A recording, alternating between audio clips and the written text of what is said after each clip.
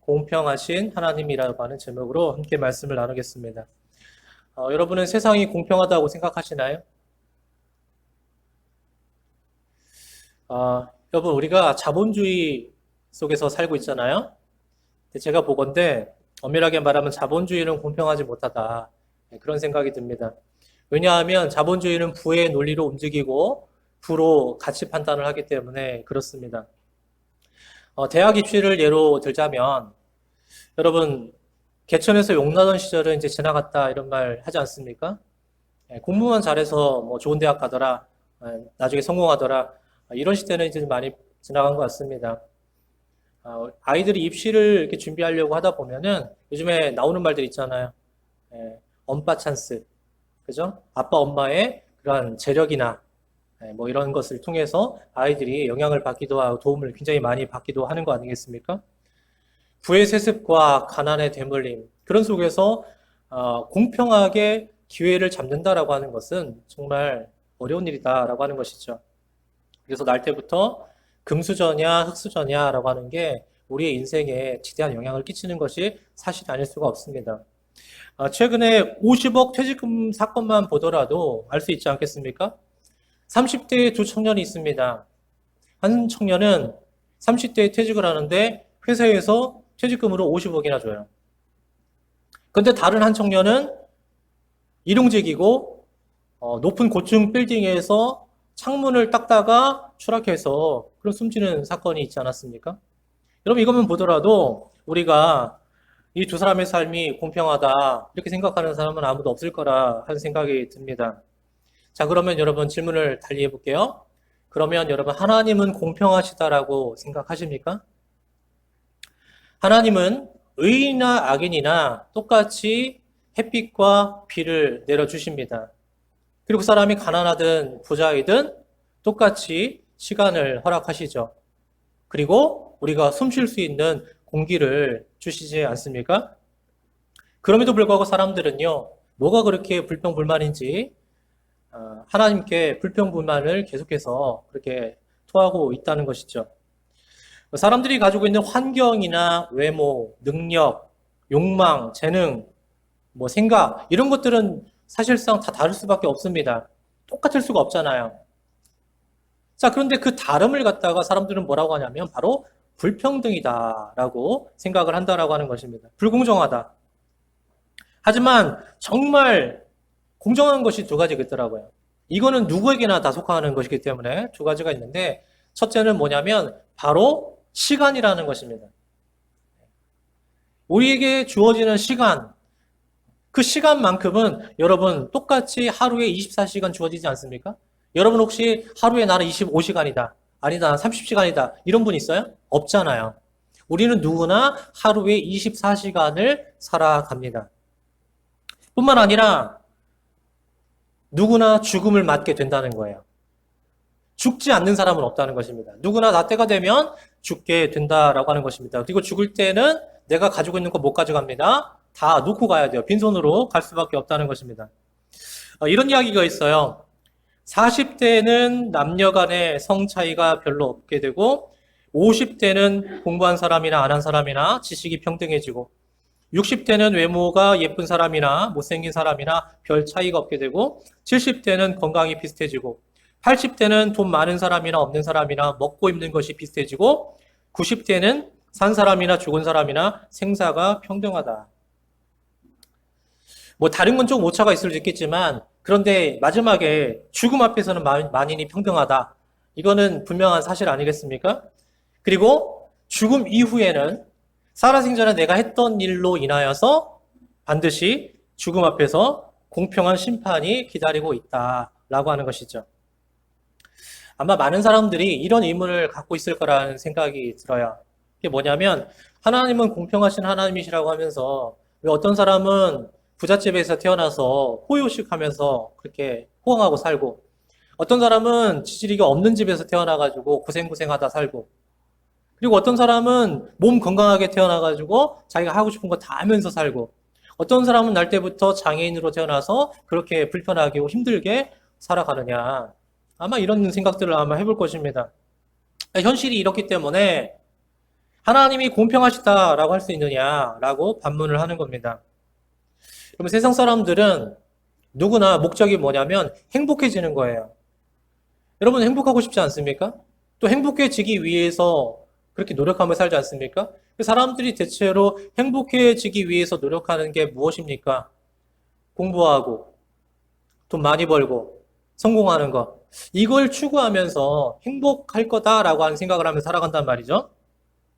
자, 그런데 꼭 행복이 그렇게 뭐 돈이라든지 지위나 학벌 뭐 이런 것만으로 되는 것이냐라고 한다면 아니다라고 하는 것입니다. 왜냐하면 만약에 진짜 그렇다라고 한다면 그렇지 않은 사람들은 다 불행한 거잖아요.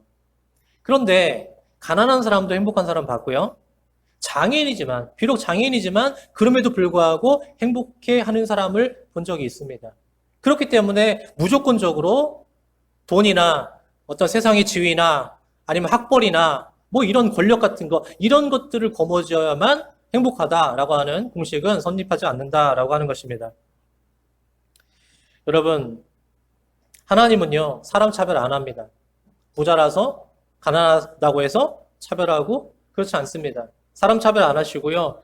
또 물질과 상관없이 누구나 다 행복하게끔 그렇게 만들어 가세요. 그러니까 하나님께서 원하시는 건 무엇이냐면 바로 여러분들이 행복한 거거든요. 그렇게 행복해지길 원하는 것이 바로 하나님의 마음이다라고 하는 것입니다. 그러니까 하나님은 공평하신 거죠. 어떤 사람은 또 이렇게 말하는 사람이 있을 거예요. 저 사람은 이걸 줬는데 왜 나한테는 안 주십니까? 불공평합니다. 이렇게 얘기하는 사람이 있을 거예요. 근데 웃기는 게 뭐냐면 저 사람한테는 안 줬는데 하나님이 나한테 주신 게 있어요. 이건 또 생각 안 해. 내가 없는 걸 저 사람이 가진 거에서만 생각하면 불평등하다라고 이렇게 항의하지만 그런데 저 사람이 없는 것을 내가 가졌는데 그거는 당연하다라고 생각하는 마음. 그런 생각을 가지고 있는 사람들이 굉장히 많이 있지 않습니까? 여러분, 하나님은 누구에게나 행복의 기회를 주셨습니다. 그렇기 때문에 여러분들이 먼저 가지고 있는 것들을 먼저 세워보세요. 여러분들이 받은 복을 먼저 세워보시라는 것입니다. 그러면 하나님이 얼마나 공평하신 분인지, 얼마나 여러분을 사랑하시는 분인지 인정하게 되고 확신하게 될 줄로 믿습니다. 뇌성마비 시인인 송명희 씨라고 있습니다. 이분이 나는 황제보다 하인이 부럽습니다 라고 하는 책에 이런 시를 썼는데 바로 나 가진 재물 없으나 라고 하는 그런 찬양으로 우리가 잘 알고 있는 시죠. 나 가진 재물 없으나 나 남이 가진 지식 없으나 나 남에게 있는 건강 있지 않으나 나 남이 없는 것 있으니 나 남이 못 본 것을 보았고 나 남이 듣지 못한 음성 들었고 나 남이 받지 못한 사랑 받았고 나 남이 모르는 것 깨달았네. 공평하신 하나님이 나 남이 가진 것 없지만 공평하신 하나님이 나 남이 없는 것 같게 하셨네. 제가 이 찬양을요. 학생 시절에 중고등부 시절에 이 찬양을 처음 접하게 됐거든요. 근데 이 찬양을 할 때마다 때로는 굉장히 감동도 되고 때로는 마음의 위로도 받고 그랬습니다. 누구나 다 그렇지 않겠습니까? 뭔가 차별이 있다고 생각하고 뭔가 나에게 결핍이 있다라고 생각되어질 때 그럴 때에 나는 뭔가 나는 왜 이렇게 이런 취급을 당할 수밖에 없는가? 나는 왜 이렇게 살아야만 되는가? 라고 하는 그런 억울함을 토로하기도 하고 또 그런 자기 신세 한탄 뭐 이런 거 할 때도 있잖아요. 근데 이 찬양을 딱 부르면서요. 하나님의 은혜가 얼마나 값진 것인가? 하나님이 얼마나 공평하신 하나님인가를 저는 마음속에 되새기면서 굉장히 감동받았던 그런 기억이 있거든요. 자, 여러분도 이 뇌성마비를 갖고 있는 송명희 시인처럼 정말 공평하신 하나님이시다라고 그렇게 진심을 다해서 고백할 수 있겠습니까? 물론 인간은 연약합니다. 그렇기 때문에 종종 어려움을 당하게 되면 나도 모르게 내 입에서 툭 튀어나오는 게 뭐냐면 하나님 불공평해요. 하나님 왜 이러십니까? 나한테만. 이렇게 말할 때가 많이 있습니다. 그럴 때 그럼 우리 믿는 사람들은 어떤 태도를 가져야 되는가? 세상이 불평등하다고 생각될 때 그리고 내가 불평등의 희생자라고 생각할 때 그럴 때 우리 믿음의 사람들은 그 문제를 붙들고 어떻게 이겨내야 될 것인가? 어떤 태도를 가지고 이겨내야 될 것인가? 그것을 우리가 오늘 이 시간에 함께 나누려고 합니다. 먼저 첫 번째로 자기 자신의 길을 한 번 더 살펴보라는 거예요. 내 길, 내가 지금 가고 있는 길, 이걸 한번 다시 한번 살펴보라는 것입니다. 여러분은 하나님이 언제 공평하지 않다라고 느낍니까? 자, 우리가 평등과 공평이라고 하는 말의 의미를 제대로 오해한단 말이에요. 이해를 못하고 오해하는 경우가 있어요. 그럴 때 하나님이 공평하지 못하다라고 느낄 때가 있고요. 그거 말고도 되게 내가 공평하지 않은 길을 가고 있을 때, 내가 공평한 길을 가지 않고 있을 때 그때 더 하나님이 불공평하다라고 느낄 때가 많다라고 하는 것입니다. 여러분, 만약에 그게 맞다면 하나님이 불공평한 게 아니라 사실은 내가 공평하지 않은 길을 가고 있는 게 더 문제 아닙니까? 그래서 오늘 말씀 25절과 29절에 바로 그걸 지적하고 있거든요. 자, 25절, 29절 거의 같아요. 자, 25절만 먼저 봅니다. 그런데 너희는 이르기를 주의 길이 공평하지 아니하다 하는도다. 이스라엘 족속아 들을지어다. 내 길이 어찌 공평하지 아니하냐? 너의 길이 공평하지 아니한 것이 아니냐라고 말씀하시는 거예요. 그러니까 하나님이 불공평하다라고 생각하는 사람들은요, 오히려 자기가 불공평한 요구를 하나님께 하고 있는 경우가 많다라고 하는 거예요. 그러니까 나는 아무것도 안 하면서 하나님 무조건 뭐 해주시고요, 이렇게 요구하고, 그리고 뭐가 잘못됐든지 간에 하나님은 무조건 내 편이셔야만 됩니다라고 주장한다라고 하는 것입니다. 여러분, 축구 경기를 하는데 내가 상대방 다리를 걸어서 반칙을 했어요. 그러면 심판이 삑 소리 부르면서 경고를 줄 거 아닙니까? 내가 잘못했으니까. 그런데 내가 심판은 무조건 내가 잘못해도 내가 반칙을 해도 내 편이어야지, 어떻게 그게 불공평해, 그러면서 막 항의하고 그럴 수 있어요? 이건 말이 안 되는 이야기잖아요. 어떤 부흥 강사님이 지방에 이제 집회가 있어가지고, 자기가 이제 강사죠. 그래서 가야 되는데 시간이 늦어버린 거예요. 그래서 자기 차를 몰고 고속도로를요 150 이상으로 막 그냥 달린 겁니다. 눈썹이 휘날리도록 달린 거죠. 그리고 와가지고 이제 설교를 하는 거예요. 근데 그 얘기를 하는 겁니다. 설교 중에 제가 말이죠, 여러분, 여기 집회에 늦을 것 같아서 제가 고속도로에서 말이죠, 차가 막 붕붕붕붕 날릴 정도로 그냥 막 그렇게 속도를 내고 왔는데, 우리 하나님께서 말이죠, 사고도 안 나게 안전하게 저를 여기까지 데려다 주시고, 그리고 교통경찰도 저를 피하게 해가지고 닦지도 않고 여기까지 왔습니다, 이렇게 얘기하니까 또 주책 맞은 성도들이 할렐루야 아멘, 또 막 이제 그런 사람들이 있는 거죠. 여러분, 하나님은 우리 아버지가 맞지만, 그렇지만 우리들이 잘못하는 것, 우리들의 불의에 대해서 무조건적인 그러한 두둔을 하지는 않으신다라고 하는 것입니다. 하나님은 공의로우신 분이잖아요. 그렇기 때문에 우리가 잘못한 게 있다면 세상 법대로 처벌받는 것이 당연하다라고 생각하시는 분이에요. 그런데 많은 사람들이 어떻게 생각합니까? 하나님 무조건 내 편이야. 왜? 하나님이 나 사랑하시니까. 그러니까 내가 뭐 잘못해도 하나님 무조건 내 편 들어주셔야 돼. 이렇게 착각하는 사람들이 있더라는 것입니다. 여러분, 그러니까 문제가 뭡니까? 하나님께서 불공평하신 게 아니라 내가 불공평한 길을 가는 게 문제라는 거예요. 자기가 불공평한 길, 잘못된 길을 가놓고 하나님께 나중에 가서 잘못되면 따지는 겁니다. 하나님 왜 그러셨어요, 나한테? 그러면서 따진다라고 하는 것입니다. 여러분, 삶의 태도가 삶의 높이를 결정하고 말의 태도가 삶의 질을 결정한다라고 하는 그런 말이 있어요. 또 무슨 말이냐면, 사실 불공평하지 않은데 불공평하다라고 불평하는 건 무엇이냐? 내가 지금 공평한 길로 가지 않고 있다라고 하는 반증이다라고 하는 것입니다. 그럼 여러분, 불평 많은 사람들은요, 먼저 하나님께 따지고 들기보다는 먼저 자기 자신이 지금 제대로 된 길을 가고 있는가, 이것부터 먼저 생각해보고 점검해 볼 수 있기를 바랍니다. 내가 지금 잘못된 길을 가고 있으면서 하나님께 왜 불공평하십니까? 라고 따진다라고 하는 것은 굉장히 뭔가 문제가 있는 것이죠. 그리고 하나님 입장에서도 솔직히 저희가 억울하시지 않겠어요?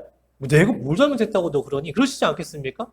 그래 놓고서 자기가 어려운 일을 당했을 때 하나님한테 하나님 왜 안 도와주세요? 또 그런단 말이에요.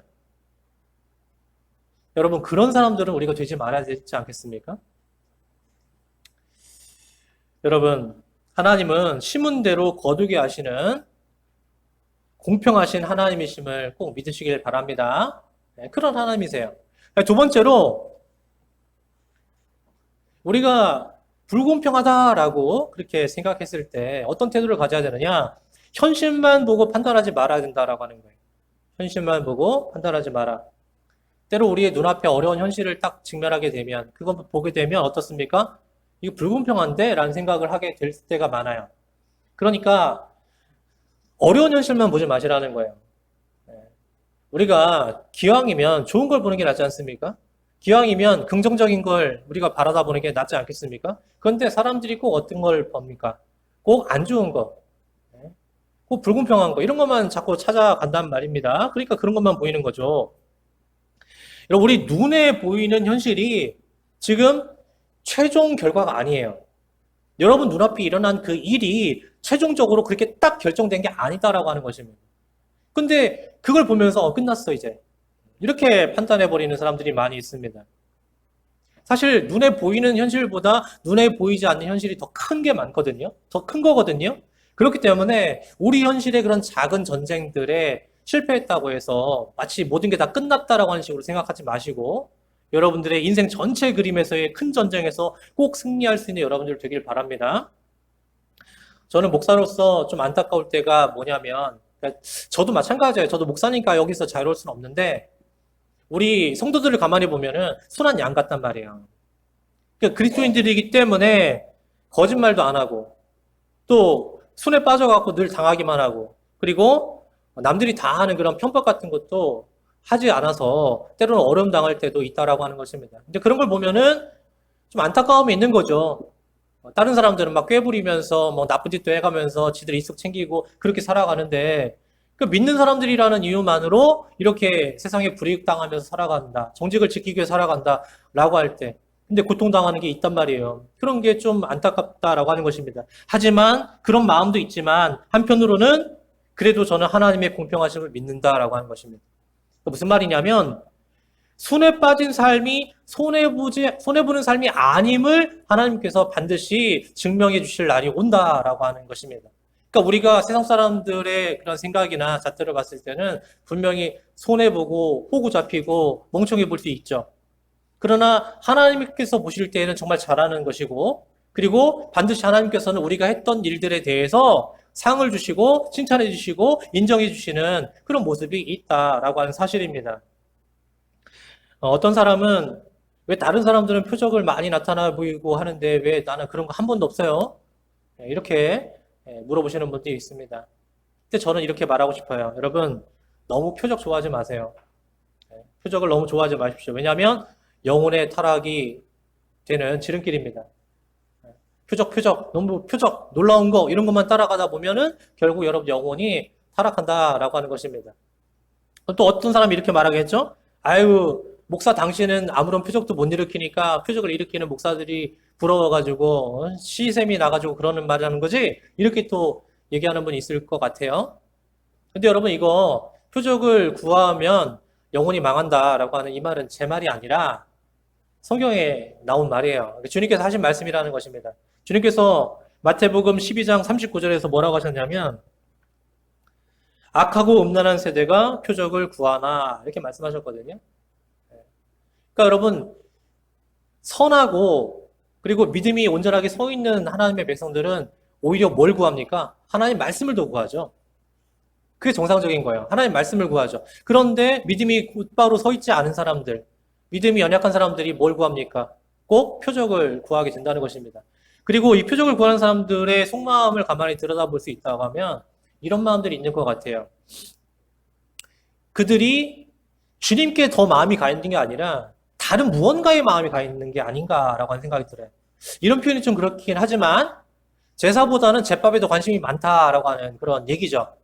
그러니까 정말 그 표적을 보면서 더 믿음으로 나아가는 그런 것을 바라는 사람들이 아니라 어떤 표적을 통해서 자기가 얻고자 하는 것을 이루고자 하는 어떤 만족감을 느끼고자 하는 그런 것들이 더 많다라고 하는 것입니다. 그러니까 결국은 자기 영혼이 잘못돼 가는 것도 모르고 그렇게 망가져 버리는 것입니다. 자, 주님께서는 그런 모습을 갖다가 뭐라고 말씀하셨냐면 바로 영적 음란이다 이렇게 말씀을 하셨어요. 그러니까 눈에 보이는 어떤 표적만을 가지고 수평적으로 서로 비교해가지고 하나님이 공평하지 않으시다라고 어리석게 말하는 것, 그것을 우리는 하지 말아야 한다는 말입니다. 특별히 우리가 삶이 어려울수록 뭐를 많이 찾게 되고 기대냐면 기적이거든요. 현실을 아무리 들여다봐도 뭔가 특별하게 일어날 것 같지도 않고 뾰족한 수도 없다. 그럴 때 우리가 바라는 게 뭐냐면 기적이에요, 기적. 기적이 나타나서 뭔가 판도가 팍 바뀌길 바라는, 뭔가 이 어려움이 딱 뒤집어지길 바라는 이런 생각들을 많이 하거든요. 그런데 그게 본능이긴 하지만, 그러나 우리 믿음의 사람들은 어디에다가 더 마음을 두어야 되냐면 하나님 말씀으로 나의 삶이 변화되는 것에 더 중점을 둬야 돼요. 하나님 말씀으로 내 삶이 변하는 것, 어떤 기적이 일어나가지고 나의 삶의 환경만 딱 바뀌길 바라는, 어떤 요행을 바라는 것 같은 그런 생각을 갖고 살아가면 안 된다라고 하는 것입니다. 결국은 말씀이라고 하는 전공법을 택하지 아니하고 좀 더 쉬워 보이는 뭔가 어떤 기적이라든가 어떤 요행이라든가 이런 것만 자꾸 구하다 보니까 결국 사람들이 어디로 빠져요? 우상숭배에 빠지고 또 유혹에 빠지고 이단에 빠지고 그런 일들이 일어나는 거예요. 여러분, 저는 그래서 차라리 어떤 수많은 체험을 했다라고 하는 사람들, 그래서 교만해진 사람들보다는 차라리 순수한 여러분이 더 낫다라고 생각을 합니다. 어떤 엄청난 체험을 많이 하지는 못했을지라도 그래도 하나님 말씀을 사랑하고 더욱더 하나님께 가까이 붙어 있으려고 하고 순수한 마음을 잃어버리지 않으려고 하는 그러한 여러분들이 저는 더 낫다라고 생각을 해요. 그러니 어려울 때일수록 여러분 어떤 표적을 구하는 것보다 공평하신 하나님을 의지하고 더 씨 뿌리는 일에 열심을 다할 수 있는 여러분 되시기를 바랍니다. 자, 근데 물론 오해는 하지 마세요. 제가 이렇게 이야기했다고 그럼 표적이 필요 없는 거냐? 그건 아닙니다. 물론 표적이 있죠. 그런데 저는 이렇게 생각합니다. 억지로 구하는 표적보다는 여러분들이 그 어려움 속에서도 하나님만 바라보고 하나님 의지하고 또 말씀대로 살려고 하다 보면, 그러면 비로소 하나님께서 진정으로 우리에게 주시는 표적이 나타나 보여질 거다라고 하는 사실입니다. 그러니까 자연스러운 게 좋은 거예요.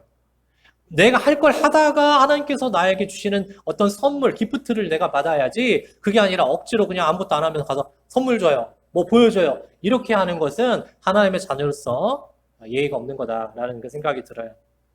사랑하는 여러분, 하나님의 공평하심을 믿고 기다릴 수 있기를 바랍니다. 아무리 다급할지라도 절대로 뭔가를 쫓아서 나아가지 말고 여러분들이 있어야 될 그 자리를 지키며 여러분들이 해야 할 일들을 끝까지 할 수 있기를 주님의 이름으로 축원합니다. 자, 마지막으로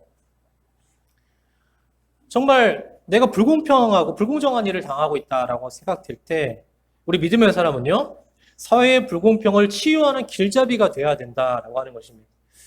자, 여러분, 성숙한 그리스도인은 늘 이런 생각을 해야 됩니다. 받기만을 바라는 것이 아니라 이제는 나도 줘야 되는 사람인 거예요. 그런 위치에 있어야 된다라고 하는 것입니다. 삶이 불공평한 것 같으면 내가 가지지 못한 것을 가진 사람을 보면서 낙심하지 마시고, 내가 가진 것을 가지지 못한 사람을 생각하면서 내 것을 나눠주어 공평함이 이루어지게 해야 된다라고 하는 것입니다. 저는 그게 하나님의 뜻이고 그리고 성숙한 그리스도인의 자세라고 생각을 해요. 그러니까 사회가 불공평하다라고 하면서 그것만 탓하고 그것만 이야기할 것이 아니라 내 것을 좀 나눠주는 겁니다. 내 것을 나눠주면서 공평한 사회가 되도록 그렇게 꿈꾸면서 나아가야 된다라고 하는 것이죠. 여러분, 사람은 탄식하면 탄식할수록 늙어간다고 그래요. 그래서 사람이 한숨 푹 쉬고 말이죠, 얼굴 찡그리고 그러면 늙지 않겠습니까? 근데 사람이 꿈을 꾸잖아요. 꿈을 꾸면 젊어진대요. 제 동안의 비결이 이겁니다. 꿈을 꾸거든요. 예. 여러분들 혹시 얼굴이 짜글짜글하다, 아이크림 발라야겠다, 나 얼굴 펴야겠다, 뭐 시술 받아야겠다 이런 생각을 하시는 분들이 있다면 꿈을 꾸세요. 예. 그 병원 가가지고 쫙쫙 핀다고 그래가지고 그게 뭐 얼마나 가겠습니까? 여러분 저 보세요. 주름이 없잖아. 주름 없잖아요. 저 뭐 병원 가서 핀 거 아니에요. 원래 이래요. 왜? 꿈을 꿔요. 늘 하나님의 말씀 붙들고 기도하면서 꿈을 꿉니다. 그러니까 하나님께서 주름을 쫙쫙 펴주시는 것 같아요. 여러분, 지금 뭐 안 힘든 사람이 누가 있겠습니까? 아까 우리 신집사님이 기도하셨지만 정말 어려운 시기를 우리가 지금 지나가고 있거든요. 코로나도 지금 또 다시 상승세를 가고 있고, 그리고 지금 경제적으로 굉장히 어려운 시기를 우리가 겪어 나가고 있지 않습니까? 그러니까 다 힘들단 말이에요. 그러니까 우리가 조금만 민감하기 때문에 뭐만 탁 건드리기만 하면은 다 힘들다, 죽겠다, 뭐 불공평하다 이런 얘기들이 막 수없이 튀어나오게 되는 것인데, 근데 여러분 우리가 진정으로 공평을 원한다면요, 자꾸 나보다 뭔가 나아 보이는 사람, 뭔가 있는 사람들만 자꾸 보면서 원망하고 불평하고 뭐 이럴 게 아니라 나보다 힘든 사람들을 생각하면서 배려할 수 있는 마음들을 갖는 게 더 중요하다고 생각합니다. 그러니까 나 하나 뭐 그렇게 한다고 해서 달라지겠는가 이렇게 생각하는 게 가장 사람들이 기본적으로 생각하는 거거든요. 근데 아니에요. 그런 사람들이 많아지면은 바뀌어요, 분명히. 달라지게 됩니다. 나 하나쯤이야 하고서 아무도 안 하면 안 바뀝니다.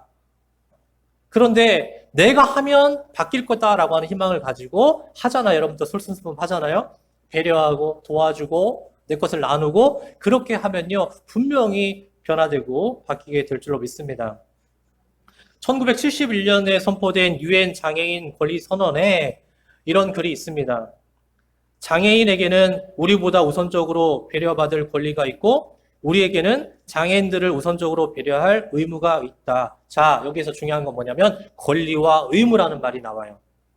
사람은요, 기본적으로 기본권이 뭐냐면 권리와 의무를 다 갖는다는 것입니다. 근데 많은 사람들이 의무는 안 하려고 하고 뭐만 주장하려고 해요? 자기 권리만 주장하려고 한단 말이에요. 자기 권리만. 그래서 여러분 사회가 안 변하는 것입니다. 본능대로 사는 사람들은요, 의무보다 권리만 더 주장합니다. 하지만 여기 있는 여러분들은 권리보다 의무를 더 중요하게 여기고 생각하시는 분들이시죠. 제 생각이 맞죠? 예.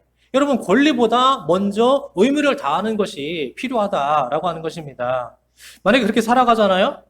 그럴 때에 하나님께서 그런 사람들에게 하늘의 축복의 문을 열어주시는 겁니다. 하나님께서 사람들에게 능력을 베푸실 때에도, 은혜를 베푸실 때에도 그것이 헛되지 아니하도록, 그것이 잘 활용되어져서 더 많은 열매를 맺고 사람들이 흘러가도록 하시기 위해서 하늘 보아의 창문도 여시고 문도 여시는 것이지, 주셨는데 그게 그냥 다 갇혀져 버리고 없어져 버리고 그런다라고 한다면 하나님이 그거 주시겠냐는 말이에요. 안 주시죠.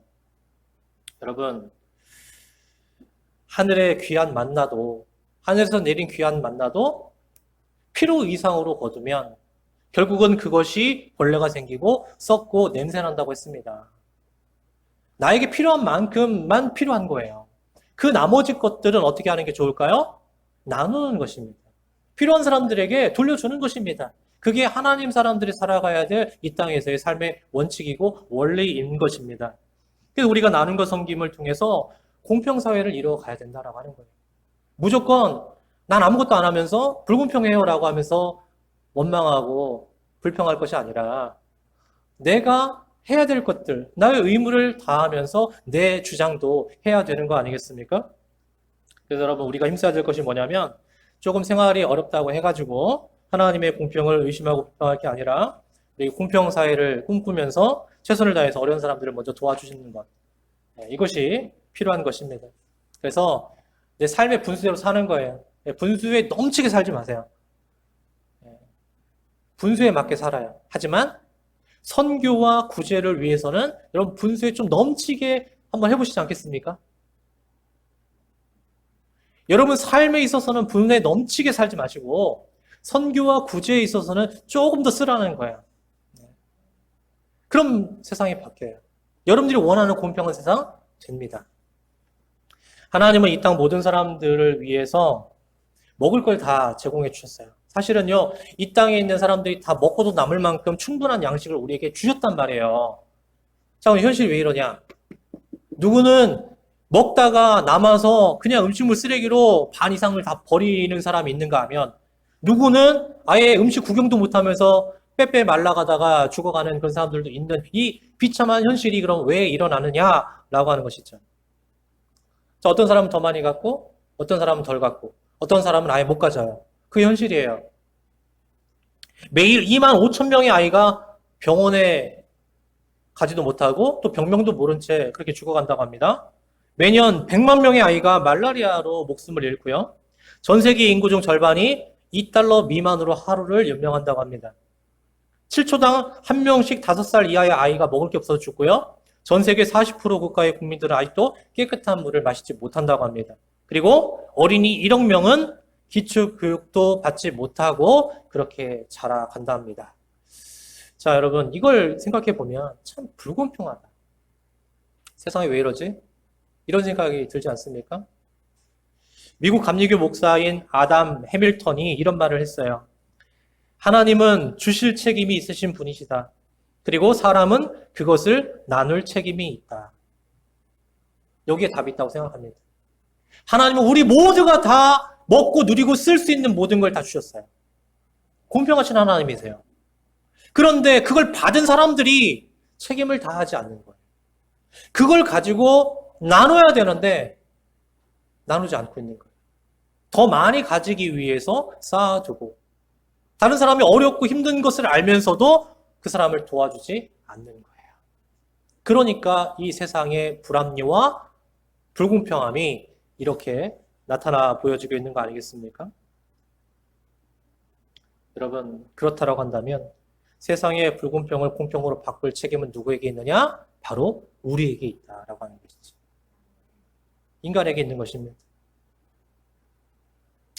그러니까 믿는 사람들이 먼저, 안 믿는 사람들은요, 뭐 잘하는 사람도 있겠지만 그렇지 않은 사람들이 더 많으니까 우리 믿는 사람들부터 하나님의 이 공평하심을 삶으로 인해서 세상에 자꾸만 나타내 보여줘야 된다라고 하는 것입니다. 어떤 사람들이 그래요. 천주교가 기부 많이 하고 천주교가 뭐 자선사업 같은 거 많이 하고 이런 얘기들을 많이 해요. 너무 잘못된 얘기거든요. 물론 천주교에서도 많이 하지만 그런데 개신교에서 훨씬 많이 합니다. 근데 개신교에서 하는 거에 대해서는 사람들이 잘 생각을 안 하고요. 무조건 다 잘하고 착하고 선한 일하는 것들은 다 천주교에서 하고 있다고 생각을 해요. 그러면 무슨 생각이 드십니까? 우리 잘하고 있는데 억울하다. 이 생각을 하십니까? 아니에요. 그러지 마세요. 더 많이 하시면 돼요. 지금보다도 더 많이 해서 사람들이 알 수 있게끔 그렇게 하면 되는 것입니다. 부족한 거예요, 아직.